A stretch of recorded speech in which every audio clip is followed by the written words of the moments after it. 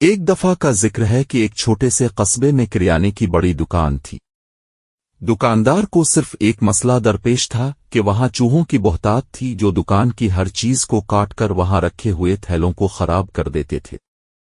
انہوں نے دکان میں رکھی روٹی، بسکٹ اور پھل بھی ضائع کر دیے۔ چوہوں کی وجہ سے ہونے والے بڑے نقصان سے پریشان دکاندار نے ایک بلی لانے اور اسے دکان میں چھوڑنے کا فیصلہ کیا تاکہ پریشانی پیدا کرنے والے چوہوں کو چیک کیا جا سکے۔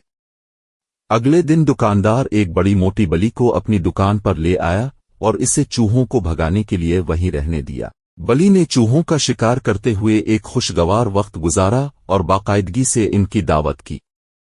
دکاندار نے دیکھا کہ بلی کو دکان پر لانے سے وہ چوہوں سے ہونے والے تمام نقصانات سے بچ گیا اور وہ اپنے فیصلے سے خوش ہے۔ ان کی کل آبادی میں تیزی سے کمی دیکھ کر چوہوں کی کونسل نے اس مسئلے پر بات چیت کے لیے ایک ہنگامی اجلاس طلب کیا۔ ہر چوہا پریشان تھا کہ ان کی تعداد کم ہو رہی ہے اور ہر روز بلی ان کے ساتھی چوہوں کا شکار کرتی ہے۔ انہوں نے سر والے چوہے سے شکایت کی کہ بلی نے چوری چھپے ان پر حملہ کیا اور ان کے لیے یہ معلوم کرنا مشکل ہو گیا کہ آیا ان کا شکاری آس پاس موجود ہے۔ جب چوہے اپنی پریشانیوں کو بیان کر رہے تھے، سر والے چوہے نے مشورہ دیا کہ وہ بلی کو گھنٹی بجا کر مسئلہ حل کرے۔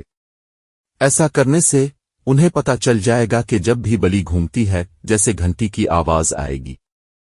سب کو یہ خیال پسند آیا، لیکن اہم سوال یہ تھا کہ بلی کو گھنٹی کون لگائے گا۔ پن ڈراپ خاموشی تھی اور چوہے حیران تھے کہ اس منصوبے کو عملی جامہ پہنانے کے لیے کون اپنی جان کو خطرے میں ڈالے گا۔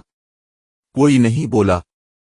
اچانک ایک چھوٹا سا چوہا یہ کہتے ہوئے آگے بڑھا کہ وہ اس عمل کو انجام دے گا، اور اس نے گلابی ربن میں بندھے ہوئے 3 گھنٹیوں کا ہار مانگا۔ اس دوپہر چھوٹا چوہا ہار لے کر بلی کے پاس گیا۔ ننھے چوہے کو دیکھ کر بلی اس ننھے جانور پر جھپٹنے ہی والی تھی کہ چوہے نے اسے مارنے سے پہلے اس کی بات سننے کو کہا۔ بلی نے دوپہر کے کھانے پر اسے مارنے سے پہلے چھوٹے چوہے کی بات سننے کا فیصلہ کیا۔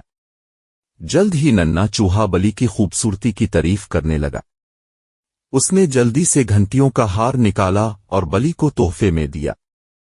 اس نے اس کی تعریف کرتے ہوئے کہا کہ اس ہار کو پہن کر وہ دنیا کی سب سے خوبصورت بلی نظر آئیں گی۔